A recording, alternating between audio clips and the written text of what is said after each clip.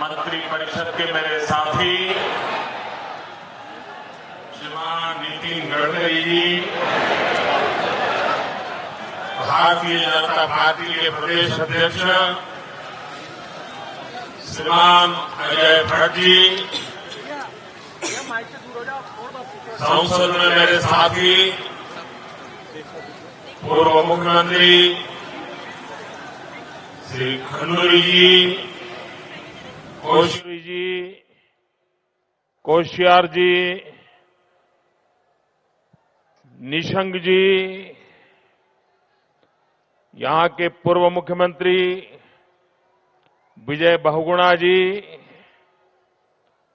केंद्र में मेरे मंत्रिपरिषद के साथी अजय टम्टा जी, धर्मेंद्र प्रधान जी, मनसुख मांडविया जी, संसद में साथी महारानी राजलक्ष्मी जी,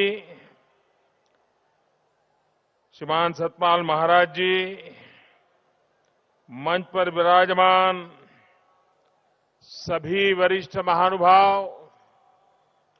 और विशाल संख्या में पधारे हुए मेरे प्यारे भाइयों और बहनों,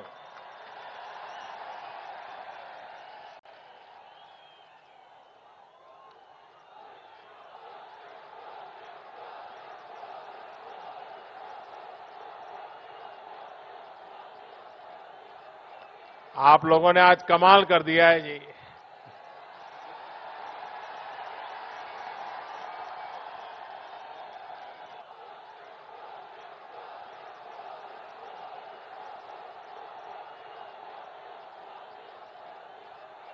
आप लोगों ने आज कमाल कर दिया है जी।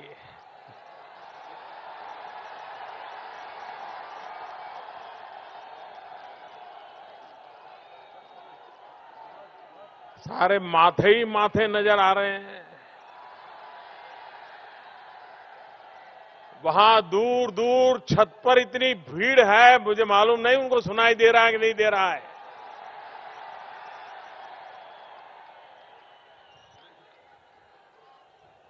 अच्छा, इतनी बड़ी संख्या में माताएं बहनें आशीर्वाद देने आई है, मैं आपको विशेष नमन करता हूं।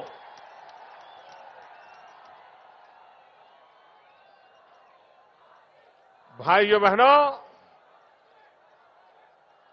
ये देवभूमि है, ये वीरों की भी भूमि है, ये वीर माताओं की भूमि है।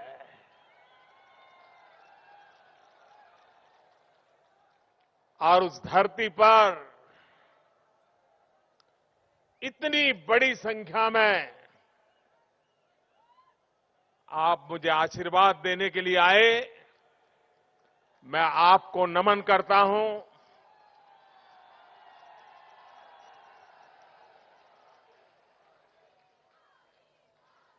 आज मेरे मन में आप लोगों के खिलाफ एक शिकायत करने की इच्छा है।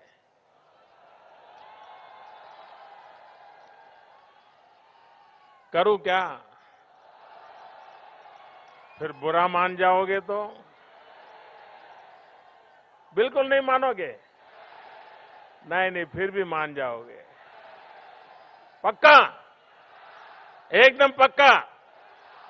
बिल्कुल बुरा नहीं मानोगे? मुझे बताइए, जब 2014 में लोकसभा का चुनाव था, मैं स्वयं उम्मीदवार था प्रधानमंत्री पद का, और इसी चौक में, इसी मैदान में मैं आया था। और उस समय आधा मैदान भी भरा नहीं था। आज क्या कारण है?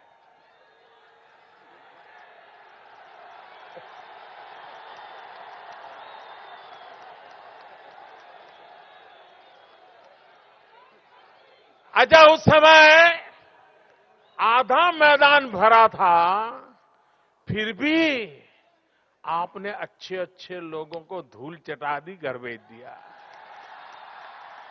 सबके सबको जिता दिया। इस बार क्या होगा इसका मैं अनुमान लगा सकता हूं।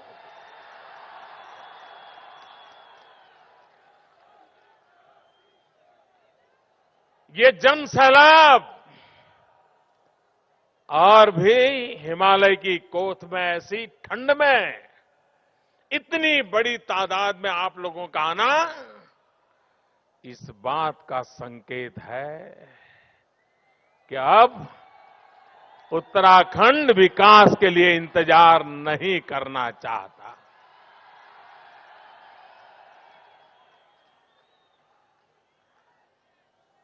भाइयों बहनों, आज यहां जिस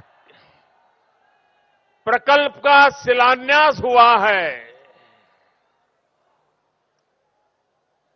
उत्तराखंड के लोगों को तो खुशी होना बहुत स्वाभाविक है, लेकिन आज ये शिलान्यास उन हजारों लोगों को श्रद्धांजलि है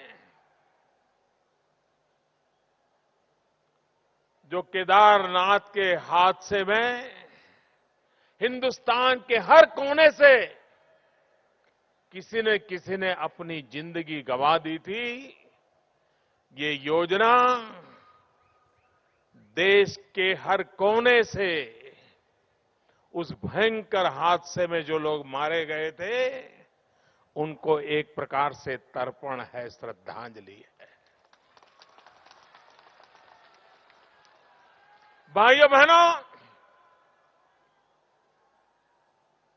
ये 4 धाम यात्रा के लिए उत्तम मार्ग, अच्छी व्यवस्था उत्तराखंड के लोगों को तो रोजी रोटी देगी, उत्तराखंड के विकास के लिए चारों दिशाओं में नए अवसर प्रदान करेगी, लेकिन ये शिलान्यास हर हिंदुस्तानी के मन को वो संतोष देने वाला अवसर है जिसके हृदय में कभी न कभी मां गंगा के तट पे आना है, हरिद्वार ऋषिकेश जाना है, बद्रीनाथ केदारनाथ गंगोत्री यमुनोत्री की यात्रा करने का जिसका सपना है, बूढ़े मां बाप को लेकर के आना चाहता है। आप कल्पना कर सकते हो आज का ये प्रकल्प उन वृद्ध मां बाप जो आने वाले दिनों में जब यात्रा के लिए आएंगे और सड़क बिना अवरोध ले जाती होगी, कितने आशीर्वाद हिंदुस्तान भर से मिलने वाले हैं, इसका आप अंदाज लगा सकते हो। भाई,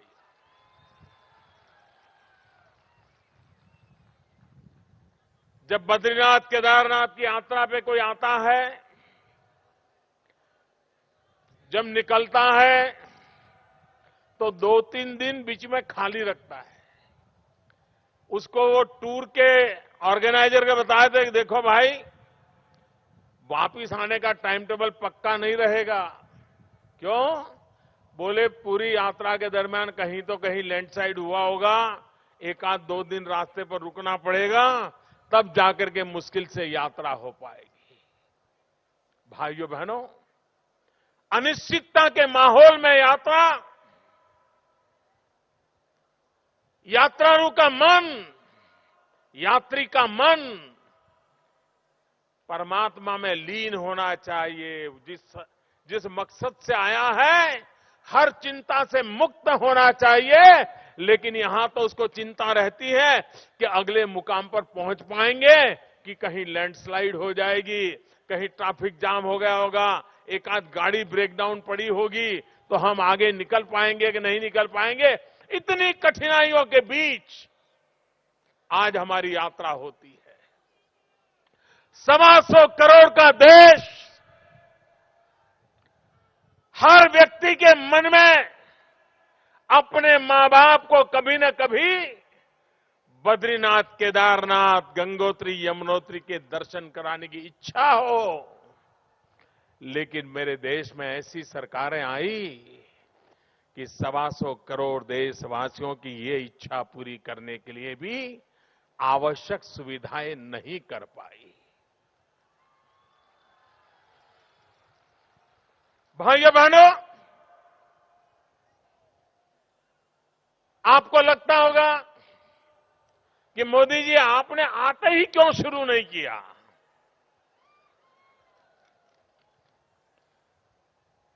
अगर मेरे लिए पॉलिटिकल कार्यक्रम होता,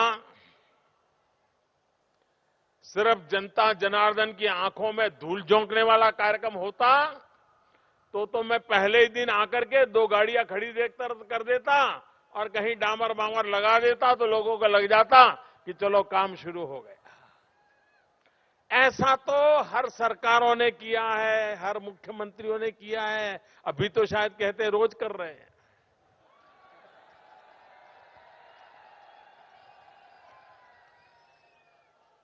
अब जनता ये राजनेता समझ ले, वो जमाना चला गया। जनता है, सब कुछ जानती है।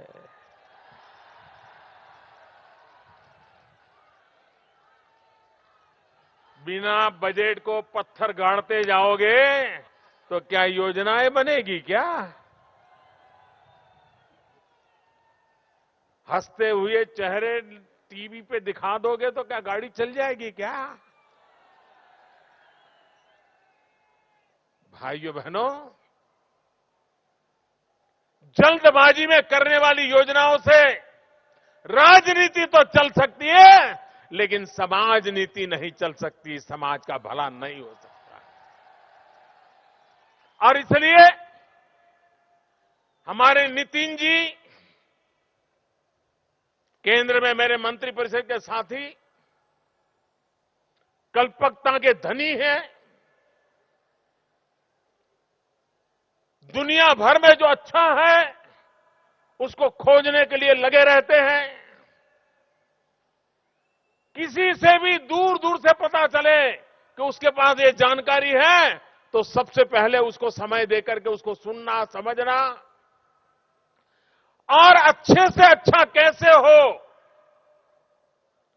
उत्तम से उत्तम कैसे बने, हर पल नितिन जी ऐसा सोचने वाले मेरे साथी हैं।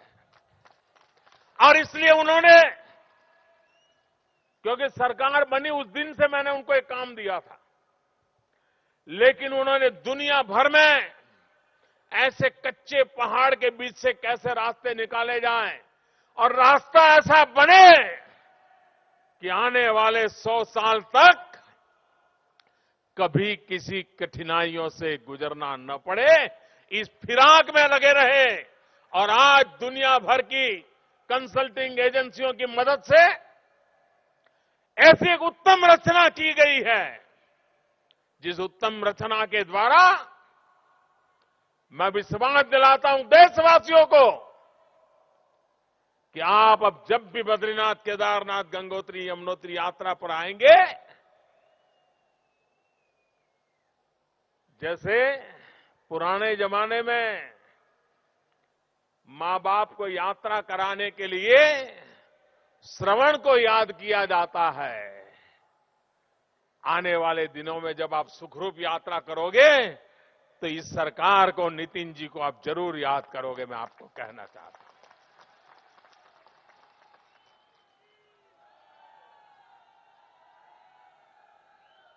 और जब सड़क बनती है तो सिर्फ गाड़ियां दौड़ती ऐसी नहीं है, ये 12,000 करोड़ रुपया लगेगा। इसमें जो सीमेंट लगता है, टार लगता है, पत्थर लगते हैं, उससे ज्यादा उसमें पसीना लगता है। और वो पसीना मेरे उत्तराखंड के नौजवानों को रोजगार देने वाला होगा। कितने लोगों को रोजगार मिलेगा आप कल्पना कर सकते हो?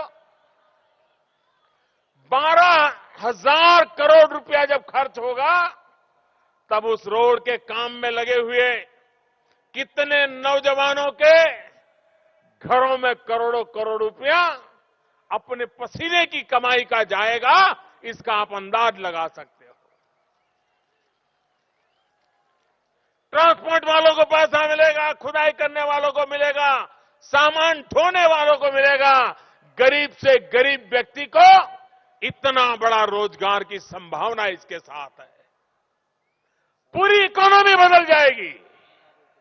और भाइयों बहनों, हमारे उत्तराखंड की आय का सबसे बड़ा साधन यात्री है।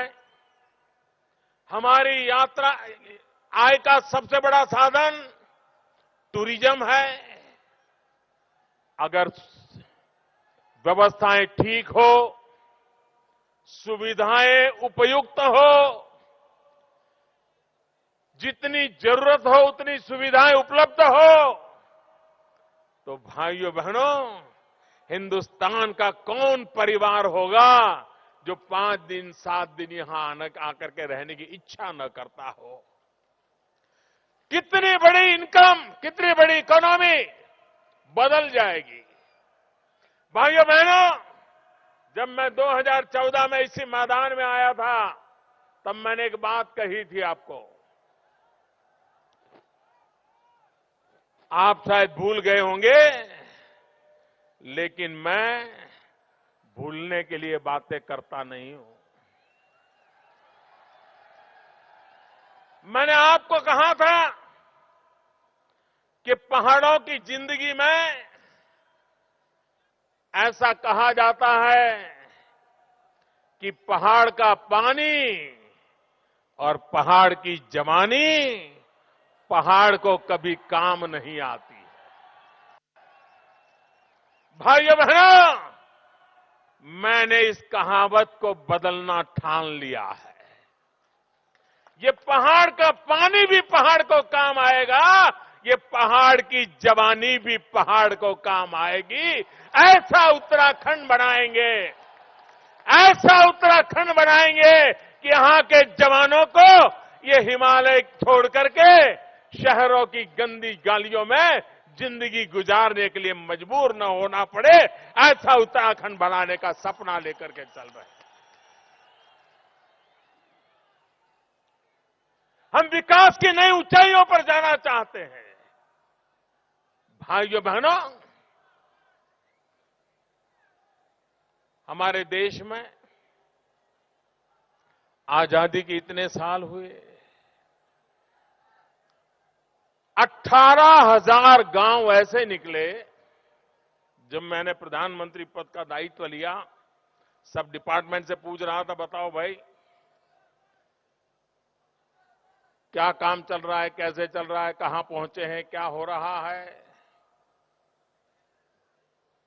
जब मुझे बताया गया कि साहब आजादी के 70 साल हुए, 18,000 गांव आज भी 18वीं शताब्दी में गुजारा कर रहे हैं।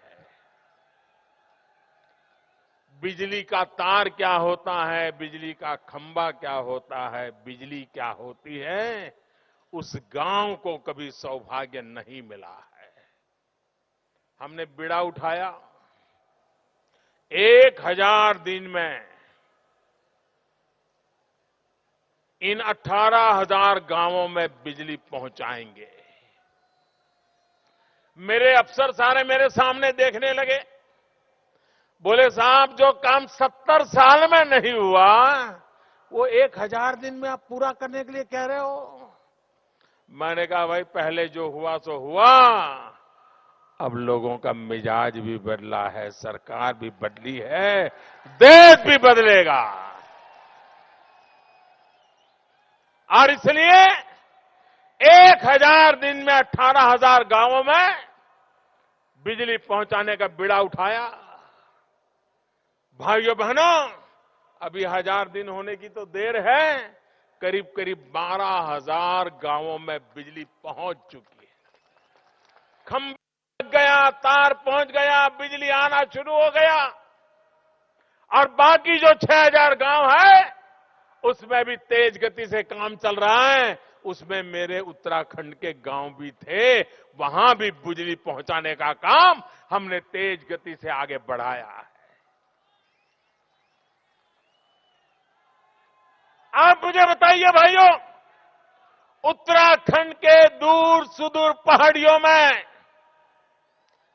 जिस गांव में कभी बिजली का खंभा नहीं लगा था, अगर वहां बिजली पहुंचती है, क्या ये अमीरों के लिए हो रहा है क्या? अरे पूरी ताकत से बताइए, क्या ये अमीरों के लिए हो रहा है क्या? क्या ये अमीरों के लिए हो रहा है क्या? ये गरीबों का हक पूरा करने के लिए हो रहा है कि नहीं हो रहा है? ये गरीबों के लिए हो रहा है कि नहीं हो रहा है? भाइयों बहनों, एक जमाना था हमारे देश में गैस का सिलेंडर लेना हो तो नेताओं के घर के चक्कर काटने पड़ते थे। किसी की पहचान निकालनी पड़ती थी कि भाई हमें एक गैस का सिलेंडर मिल जाए, कनेक्शन मिल जाए गैस का। आप हैरान होंगे, 2014 के चुनाव में, लोकसभा का चुनाव था, कांग्रेस पार्टी का अधिवेशन हुआ था, हिंदुस्तान भर के टीवी कैमरा वाले आकर के वहां खड़े हो गए थे कि आज बहुत बड़ी घोषणा होगी। दिल्ली में कांग्रेस का अधिवेशन हो रहा है, 2014 के लोकसभा के चुनाव के लिए बहुत बड़ी रणनीति घोषित की जाएगी। पूरे दिन भर मीटिंग चली। ऐसे ऐसे लोगों को बड़ा बनाने के लिए ऐसी हवा भरी जा रही थी, ऐसी हवा भरी जा रही थी कि जिसका वर्णन करते ही बनता है। और बाद में घोषणा हुई तो क्या हुई? प्रधानमंत्री का उम्मीदवार कौन होगा, ये घोषणा नहीं हुई। उतने बड़े अधिवेशन में घोषणा ये हुई कि अगर हमारी सरकार बनेगी, ये कांग्रेस की घोषणा की बात कर रहा हूं, अगर हमारी सरकार बनेगी तो अभी जो एक साल में 9 सिलेंडर मिलते हैं, हम 12 सिलेंडर दे देंगे।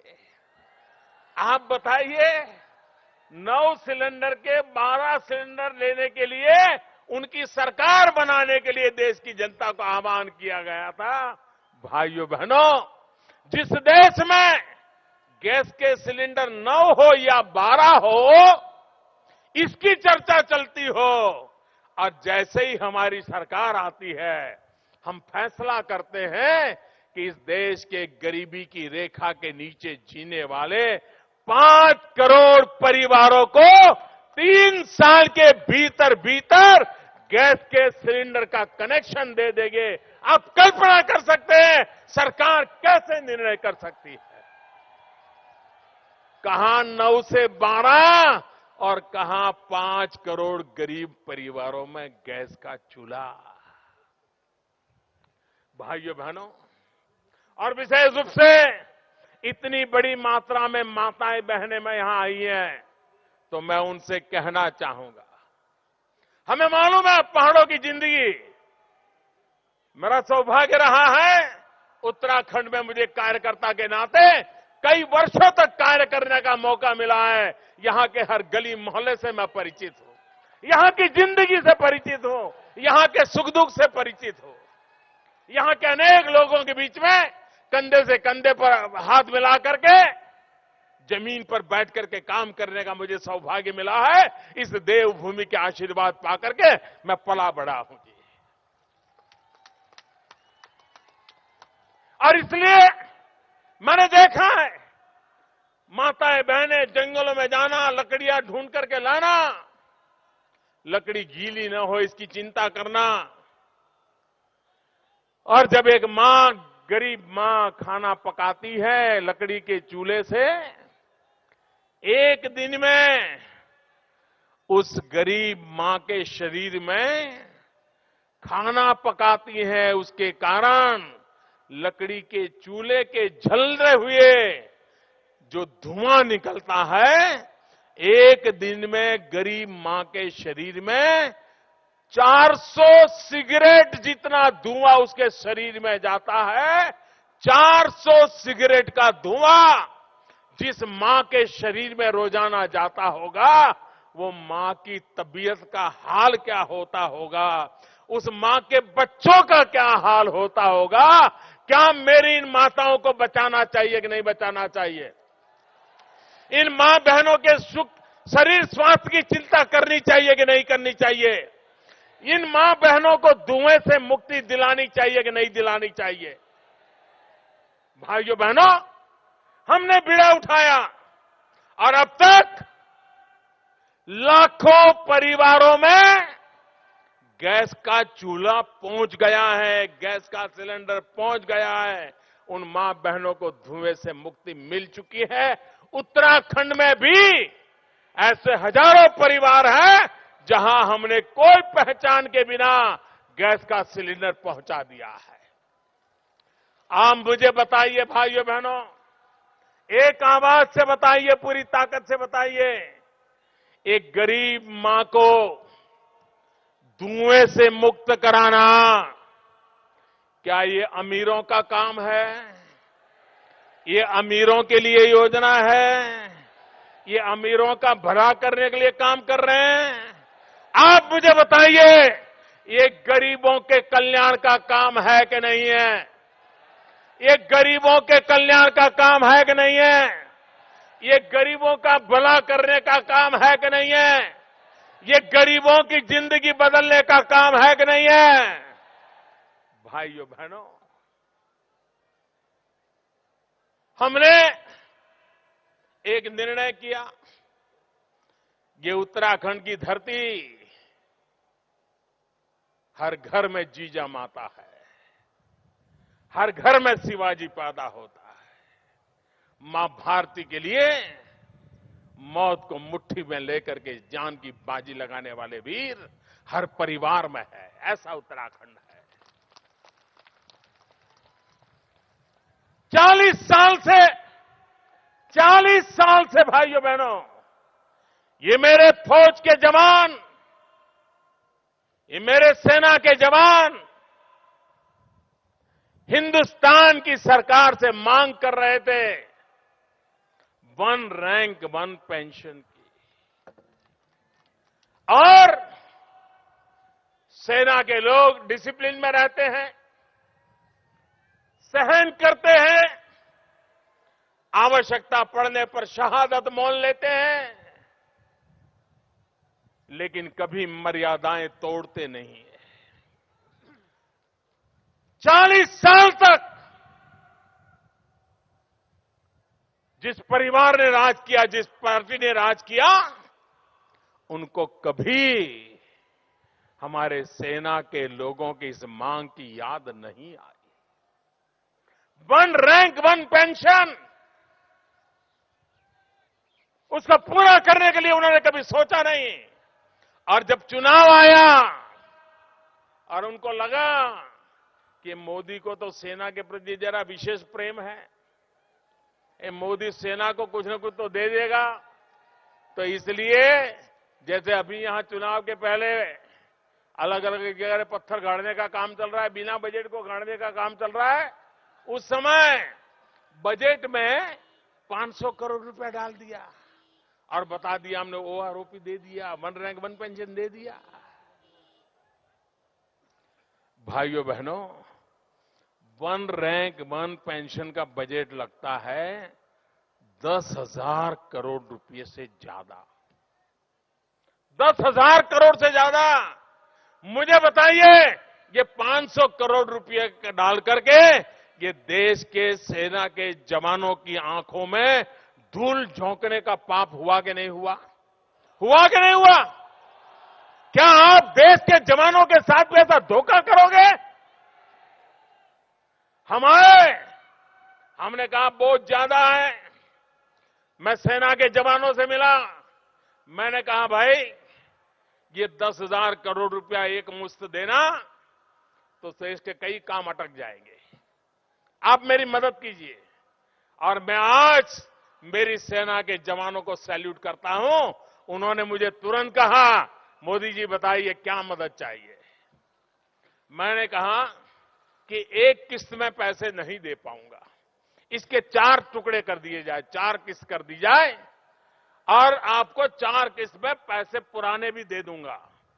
मैंने कहा 40 साल से अटका हुआ एक मामला, मुझे इसको पूरा करना है, क्योंकि मैं सेना के जवानों का जी जान से सम्मान करने वाला इंसान हूं, इनका गौरव करने वाला इंसान हूं, मुझे उनके लिए कुछ करना है। आज मैं उन सेना के जवानों को सलाम करता हूं कि सरकार की कठिनाई को समझा और भाइयों बहनों वन रैंक वन पेंशन का निर्णय हो गया। अब तक उनको 6,600 करोड़ रुपया पहुंचा दिया गया है और बाकी किस्त भी पहुंच जाएगी भाइयों। वन रैंक वन पेंशन, और उत्तराखंड में तो शायद ही कोई गांव ऐसा होगा जहां 50-100 लोग ऐसे नहीं होंगे जिनको आज भी सेना से पेंशन ना आता हो। मुझे बताइए भाइयों बहनों, इतनी बड़ी मात्रा में धन जब पेंशनरों के घर में आया, गांव में आया, तो उत्तराखंड की इकोनॉमी बढ़ी कि ना बढ़ी? उत्तराखंड की इकोनॉमी को फायदा हुआ कि नहीं हुआ? भाइयों बहनों, हमारा मकसद एक ही है, विकास करना। लेकिन आप जानते हो 2014 में मैं चुनाव लड़ा, आपने हमें वोट दिया, देश ने भरपूर समर्थन दिया। 30 साल के बाद पहली बार दिल्ली में पूर्ण बहुमत वाली सरकार बनी। आप मुझे बताइए, आपने मुझे प्रधानमंत्री रिबन काटने के लिए बनाया है क्या? दिए जलाने के लिए बनाया है क्या? छोटे मोटे उद्घाटन करते रहने के लिए बनाया है क्या? कुछ कर दिखाने के लिए बनाया कि नहीं बनाया? मुझे कुछ कर दे के रहना चाहिए कि नहीं रहना चाहिए? आपने मुझे काम दिया है चौकीदार का। चौकीदार का काम दिया है। अब मैं चौकीदारी कर रहा हूं तो कुछ लोग परेशान हैं, उनको तकलीफ हो रही है, उनको लग रहा है ऐसा कैसा चौकीदार आ गया, चोरों के सरदारों पर ही पहले वार कर रहा है।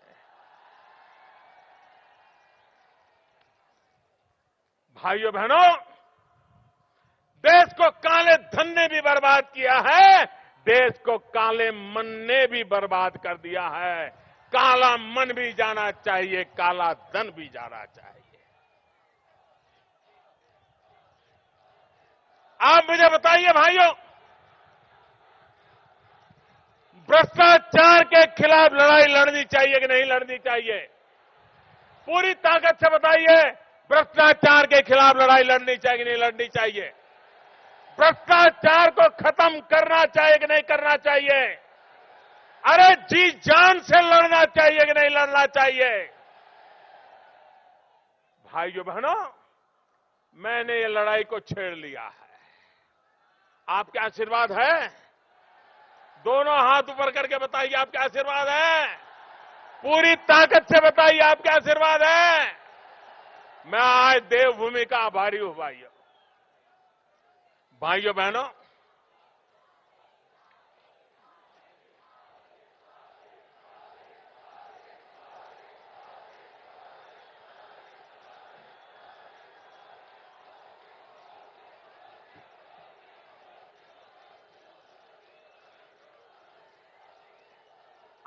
आप जानते हैं, सरकार में एक ड्राइवर की नौकरी चाहिए, प्यून की नौकरी चाहिए, क्लार्क की नौकरी चाहिए, प्राथमिक विद्यालय में टीचर की नौकरी चाहिए, तो भी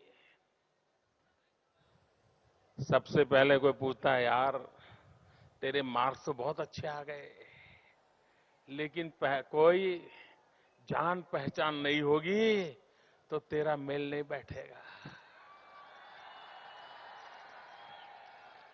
तुम कुछ भी कर लो यार, तुम कितना ही पढ़ाई कर लो, यहां तो वो गांधी जी चाहिए, गांधी जी।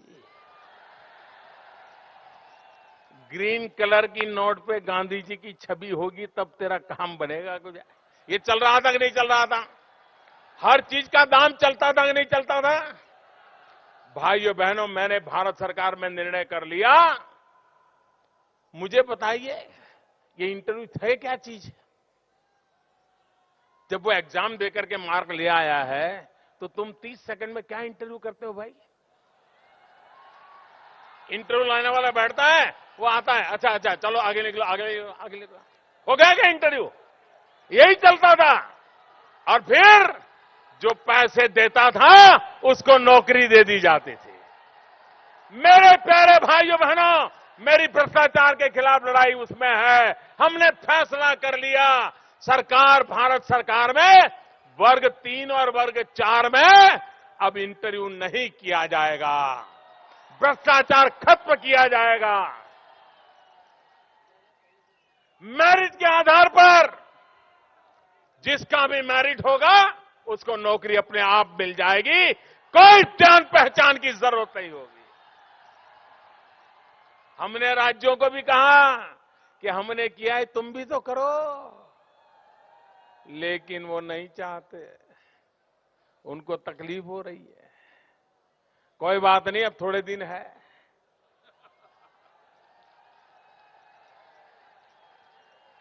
जैसे ही उत्तराखंड में भारतीय जनता पार्टी की सरकार बनेगी, ये काम उत्तराखंड में भी हो जाएगा। हम तो हैरान है साहब, हमारी तो लड़ाई ऐसी है, हम नोट घर में जमा करने वालों के खिलाफ लड़ाई लड़ रहे हैं। नोटे कपबोर्ड में भर भर करके बैठे थे, बिस्तर के नीचे रखते थे, उस पर सोते थे। बताओ, ये पैसा गरीब का है कि नहीं है? ये गरीब का पैसा लूटा गया कि नहीं लूटा गया?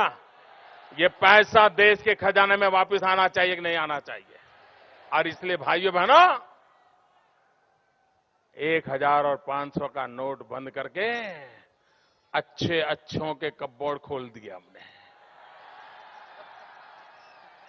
लेकिन बेईमानों की आदत जाती नहीं, उनके ब्लड में ही बेईमानी घुस गई है। तो उन्होंने क्या सोचा, अच्छा मोदी ने 1000 और 500 की नोटें बंद कर दी, अब मोदी को हम दिखाते हैं। पिछले रास्ते से नोट बदलने में लग गए। उनको लगता था मोदी को दिखता नहीं है। लेकिन भाइयों बहनों, उन बेईमानों को पता नहीं था कि हमें पूरी जानकारी है कि बेईमान क्या करेंगे, और आज रोज पकड़े जा रहे हैं कि नहीं पकड़े जा रहे हैं? नोटों के ढेर, सोने के ढेर आ रहे हैं कि नहीं आ रहे हैं? सबका पसीना छूट रहा है। भाइयों बहनों, ये सफाई अभियान है, सफाई अभियान। और देशवासियों ने मुझे मदद की है, इसलिए मैं लड़ाई लड़ पा रहा हूं भाई। अगर देश की गरीब जनता का मुझे साथ न होता तो ये लोग पता नहीं मेरा क्या क्या कर देते जी। अभी भी इसी फिराक में है कि मौका मिल जाए तो टूट पड़ेंगे मोदी के ऊपर। लेकिन उनको पता नहीं है, 125 करोड़ देशवासियों का रक्षा कवच करके बैठा हुआ हूं। जब तक 125 करोड़ देशवासियों का रक्षा कवच है, देश को लूटने वाले हम पर उंगली नहीं उठा पाएंगे, उंगली नहीं उठा पाएंगे।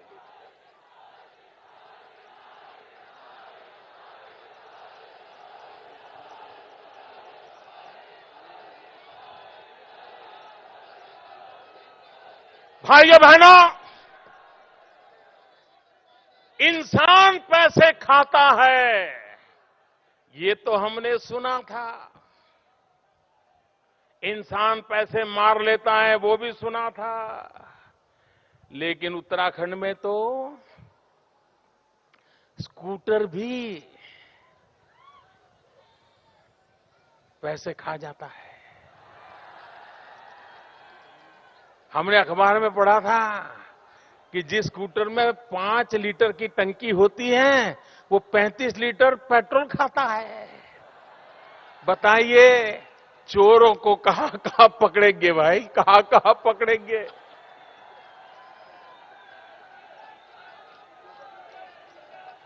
इंसान तो चोरी करता था, उत्तराखंड में स्कूटर भी चोरी कर रहा था सरकार की। भाइयों बहनों, ये दुराचार, ये भ्रष्टाचार, इसने भारत जैसे होनहार देश को तबाह करके रख दिया है। सोना की चिड़िया कहा जाता था मेरा देश, उसको हम ही लोगों ने लूटा है। हमने इसको बचाना है।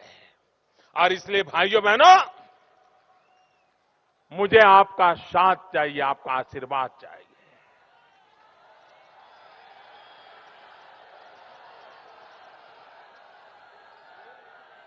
और मैंने आपको कहा था, मैं ये जानता हूं आपको काफी तकलीफ हुई है।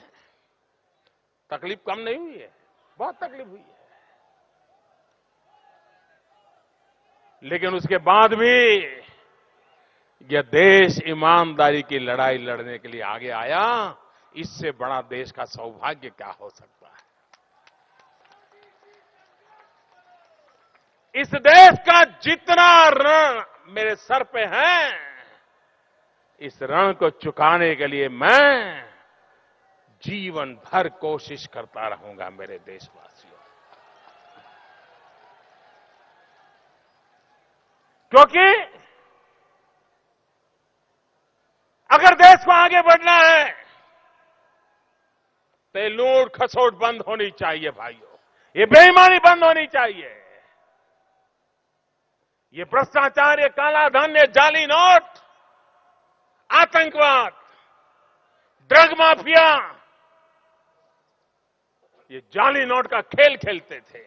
8 नवंबर रात को 8 बजे एक धमाक से जाली नोटों का खेल जीरो हो गया दोस्तों।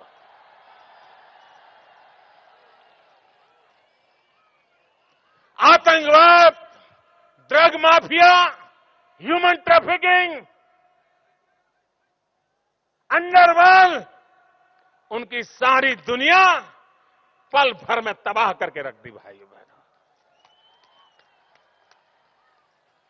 और ये सारे फैसले देश के हित के लिए किए हैं, देश का उज्जवल भविष्य बनाने के लिए किए हैं।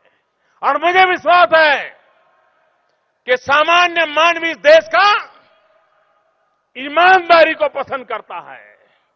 इस देश का सामान्य मानवी ईमानदारी के लिए सहने को तैयार होता है। इस देश का सामान्य मानवी बेईमानों को नफरत करता है, बेईमानी को कभी स्वीकार करने को तैयार नहीं है। अगर कभी कुछ करना भी पड़ा तो उसको मजबूरीन करना पड़ता है। रात को वो सो नहीं सकता, नींद नहीं आती है। ऐसे मेरे देश की ईमानदारी है।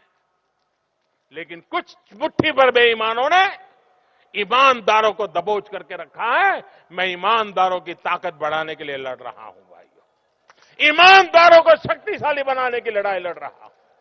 और इसके लिए मुझे उत्तराखंड की देवभूमि से, उत्तराखंड की वीर भूमि से, उत्तराखंड की वीर माताओं से मुझे आशीर्वाद चाहिए भाइयों बहनों, जिन आशीर्वाद को लेकर के हम ये लंबी लड़ाई को जीतेंगे।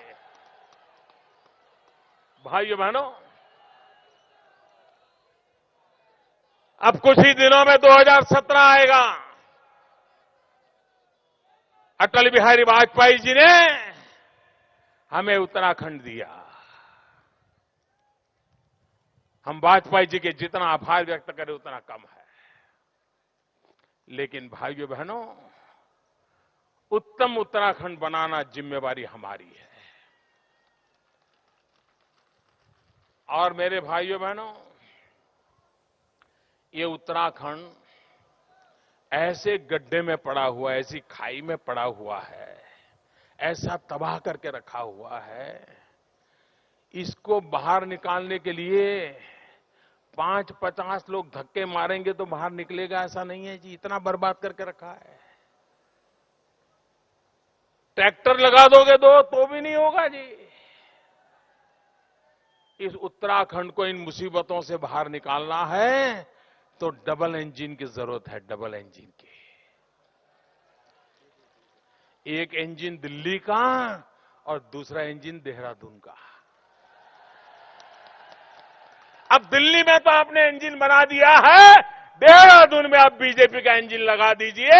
आप देखिए, देखते ही देखते दोनों इंजन लग जाएंगे, दिल्ली वाला देहरादून वाला, दोनों इंजन लग जाएंगे। उत्तराखंड को तेज गति से आगे बढ़ेगा, ये मैं आपको विश्वास दिलाने आया हूं। मैं फिर एक बार यहां के सभी महानुभावों का इतने बड़े विशाल समारोह के लिए आप सबका भी हृदय से अभिनंदन करता हूं। दोनों मुट्ठी बंद करके पूरी ताकत से मेरे साथ बोलिए, भारत माता की। ऐसे नहीं, पूरी ताकत से बोलिए, भारत माता की, भारत माता की, भारत माता की। बहुत बहुत धन्यवाद।